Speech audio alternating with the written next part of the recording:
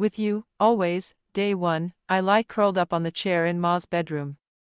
The big old grandfather clock in the hall tells me that in 1 hour, my shift ends. Then Anne, my sister and only sibling, takes over. Ma's only 52 and it's agonizing to watch this killer disease they call Alzheimer's entomb her day by day. The low, mournful call of a buff-spotted flufftail announces morning mist over the stream that runs through the bottom of our garden, Ma's favorite place since I can remember. I sit up and dry my eyes. I slowly get up from the chair and take her hand in mine. The sharp smell of camphor cream hangs stubbornly in the air. I see the familiar green and white jar on her bedside table. She's such a fan that by now, she should have shares in the manufacturing company. As little girls we complained bitterly when she caked our dry winter skins with camphor. Our friends could smell us from a mile away, and what's more, all that cream was a dead giveaway when we played hide-and-go-seek. We live in the peaceful coastal town of Oyster Bay, Blackport. Our pa works as a longshoreman and he's a big man with a voice like thunder. Ma, on the other hand, is petite and softly spoken. For extra cash, she used to knit the most beautiful baby sweaters, cardigans, coats, booties, hats and blankets. You name it, Ma could knit it.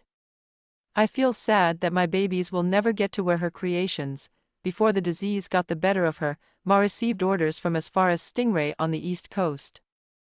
Then, every month without fail, she donated all the profits to the Delphinity Orphanage. Her affinity for the orphans runs very deep, and I have already decided that we will continue to make donations. We are fortunate to work in the public library in Blackport. When the librarian left, Nana Brown, Pa's mother, organized for Anne and I to take over as curators. It's a blessing that Nana Brown lives with us. When Pa brought Ma home from hospital, she organized our routines and called in the help of Ma's dear friend, Pauline, or Nurse Polly, as she's fondly known to us. Nana Brown actually tried to persuade Pa to keep Ma in hospital. She said, "Seamus, Lizzie is under specialist care here at St. Luke's. She's receiving the best attention, son." Pa would have nothing of it. He bellowed, "My Lizzie will not be left alone to die in some obscure hospital room. She is coming home." End of discussion. Day 2, another shift is about to end for me and my heart is heavy.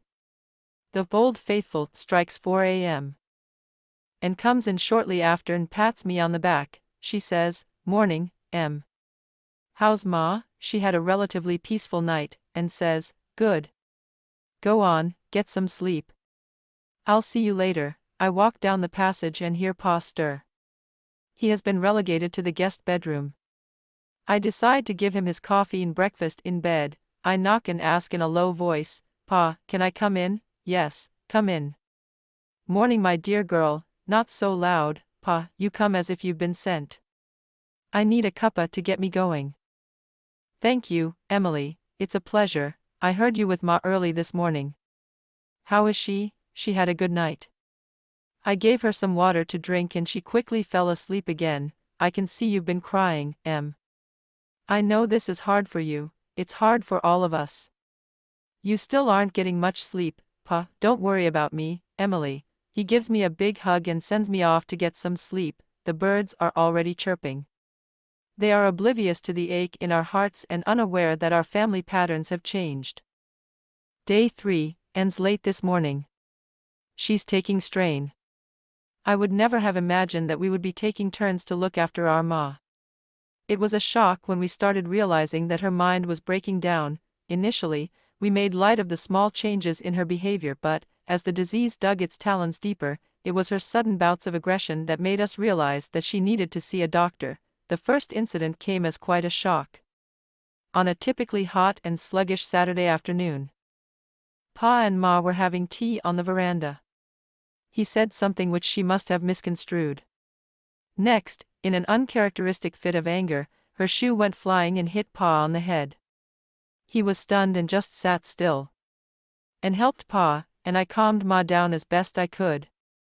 Another shocker was Ma's sudden aversion to water. We caught on that she wasn't bathing regularly and our intervention caused quite a commotion. The expletive she uttered made a drunken sailor look like a namby-pamby. Day 4, There are still rare moments when Ma seems to recognize us, and after supper, we hear Pa ring the bell. Anne and I race to Ma's bedroom with Nana Brown and Nurse Polly following close behind. We find Ma sitting up. Her big brown eyes are remarkably focused. She motions for Anne and I to sit by her. She holds our hands tightly. This juncture is sacred but also bittersweet for me because I Luôn bên bạn. Một ngày tôi nằm cuộn tròn trên ghế trong phòng ngủ của Ma. Chiếc đồng hồ lớn của ông già trong hội trường cho tôi biết rằng trong 1 giờ nữa ca làm việc của tôi sẽ kết thúc. Sau đó em gái và là người em duy nhất của tôi tiếp quản. Ma mới 52 tuổi và thật đau khổ khi chứng kiến căn bệnh giết người mà họ gọi là Alzheimer này, ngày ngày đeo bám cô.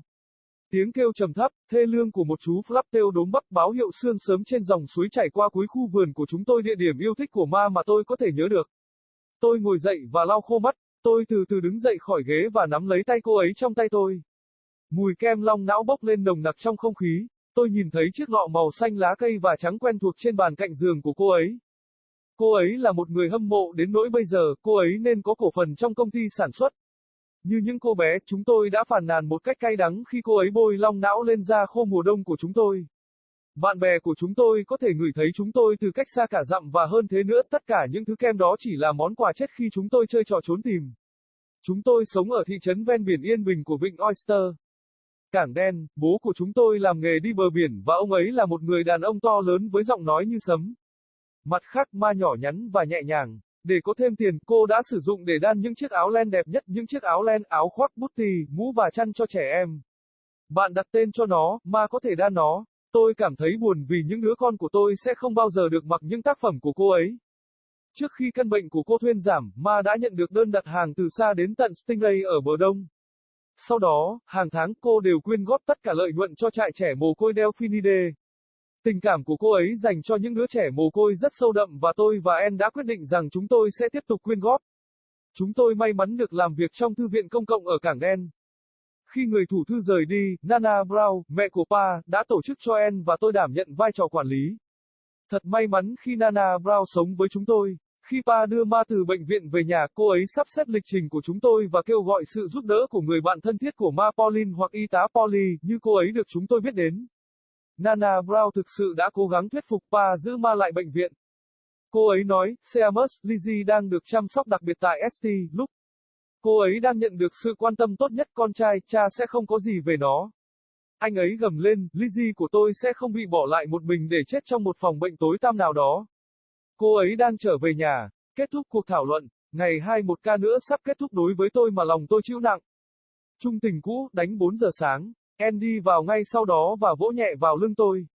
Cô ấy nói, chào buổi sáng em, mẹ khỏe không? Cô ấy đã có một đêm tương đối yên bình. Anne nói, tốt, ngủ tiếp đi, hẹn gặp lại bạn sau. Tôi đi bộ xuống hành lang và nghe thấy tiếng bố cựa mình. Anh ta đã bị xuống hạng vào phòng ngủ dành cho khách. Tôi quyết định đưa cho anh ấy cà phê và bữa sáng trên giường. Tôi gõ cửa và hỏi bằng một giọng nhỏ, cha, con có thể vào không? Vào đi, chào buổi sáng cô gái thân yêu của tôi, đừng ồn ào như vậy cha. Bạn đến như thể bạn đã được gửi đi, tôi cần một cắp pa để đưa tôi đi. Cảm ơn, Emily, đó là một vinh dự.